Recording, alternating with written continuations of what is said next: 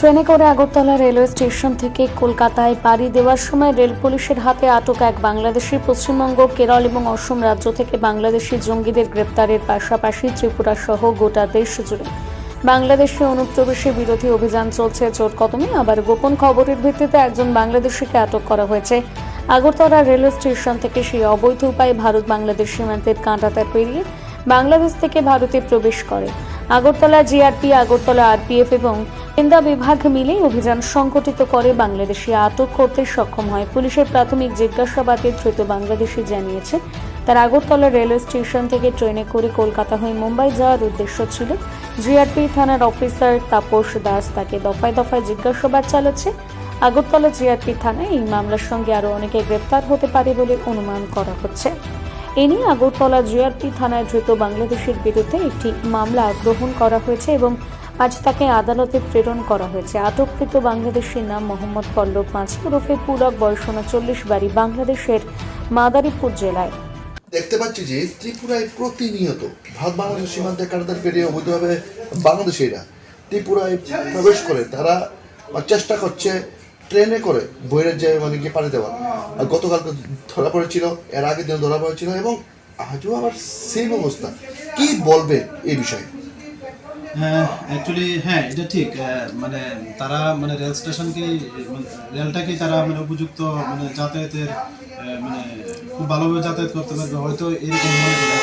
কিন্তু এরকম মনে করার কোনো কারণ নেই, কারণ আমরা আগরতলা জিআরপি থানা, আরপিএফ এবং আমাদের যে বিএসএফ এবং আমাদের যে আরও সিস্টার এজেন্সি আছে তারা সব স্টেশনেই এবং বিশেষ করে আগরতলা রেল স্টেশনে আমরা সবাই একসঙ্গে ওই জিনিসটাকে আমরা চক আউট করার চেষ্টা করি। যদি এরকম কোনো ইনফরমেশন আমাদের কাছে আসে আমরা সবাই এটা ওয়ার্কআউট করার চেষ্টা করি। তো সেই মোতাবেকই গতকালকেও আমাদের প্রায় সন্ধ্যার দিকে একটা খবর আসে যে একজন লোক, খুব সন্দিগ্ধ ব্যক্তি এবং যে উনি নিশ্চয়ই বাংলাদেশের লোক, এরকম একটা আমার কাছে খবর আসলে এটা আমরা আমাদের যে বিভিন্ন এজেন্সি আছে, সিস্টার এজেন্সি আছে, যে গোয়েন্দা দপ্তরগুলো আছে, প্লাস আরপিএফ এবং যারা আরও আছেন, আমরা সবাই মিলে এটা ওয়ার্কআউট করি এবং ওই লোকটাকে আমরা পাই যে খবরটা এসেছিল।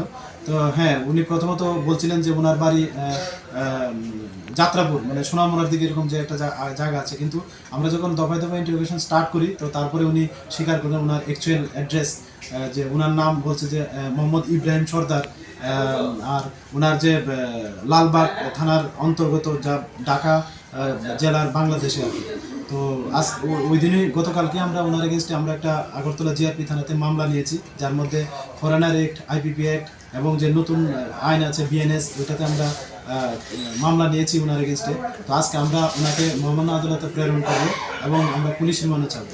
আর আরেকটা প্রশ্ন করবো যে প্রতিনিয়ত কিন্তু বাংলাদেশে কিন্তু ধরা পড়ছে, কিন্তু এমনও শোনা যাচ্ছে গোপন সূত্রে যে ট্রেনে করে বহিরাজ্যে কিন্তু বিভিন্ন নেশা সামগ্রী গিয়ে পাচার হচ্ছে। তো এই কখনো কোনো দেখা যাচ্ছে অভিযুক্ত নেশাকারীদের আপনারা ধরতে সক্ষম হচ্ছে, আবার ধরাও পড়ছে অনেকে। কি বলবেন? হ্যাঁ, এটা ঠিক। আমরা আমাদের আগরতলা রেল স্টেশন প্লাস আরও যে অন্যান্য স্টেশন ইউজ হয় এবং আমরা দেখি, তো আমরা ওইগুলিও এখানে কোনোরকম আগরতলা রেল স্টেশন বা যুবনগর বলেন বা জিরানিয়া বলেন বা ওইদিকে যাই বলেন, আমরা এটা নিয়ে ওয়াকেবল এবং আমরা আগরতলা রেল স্টেশনে যা কিছুই এরকম ইলিগেল অ্যাক্টিভিটিস হওয়ার আমরা খবর পাই, তো সঙ্গে সঙ্গে আমরা এটা ওয়ার্কআউট করি এবং আমরা সফলতাও পাই। এবং এই নিয়ে আমরা অনেক গাঁজা এবং ফেন্সিডিল যেগুলি বহিরাজ্য থেকে আসছে ওগুলি আমরা ডিটেন করছি এবং অ্যারেস্টও করছি এবং যথারীতি মহামান্য আদালতের সঙ্গে প্রেরণও করছি এবং উনি পুলিশ রিমান্ড নিচ্ছি এবং আমরা এর সঙ্গে যে অনেক যুগ সাজুসও আছে এগুলিকে আমরা আইডেন্টিফাই করে আমরা ওনাদের এগেনস্টেও অ্যাকশন নিচ্ছি, লফুল অ্যাকশন। ধন্যবাদ স্যার।